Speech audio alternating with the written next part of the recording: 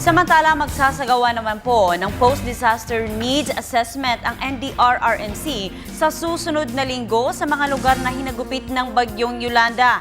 Ayon kay NDRRMC Executive Director Eduardo Del Rosario, 7 teams ang binuo ng kanyang tanggapan para magsagawa ng nasabing assessment. Sinabi po ni Del Rosario lalim sa training session sa mga binuong teams at pagkalipas po ng 3 araw ay tutungo na ang mga ito sa iba't ibang lugar sa Region 8 na naapektuhan ng bagyo. Aalamin ng mga nasabing teams ang halaga ng pinsala ng Bagyong Yolanda sa mga bahay, istruktura, infrastruktura, sektor ng agrikultura para mailatag ang kabuang plano para sa rehabilitasyon.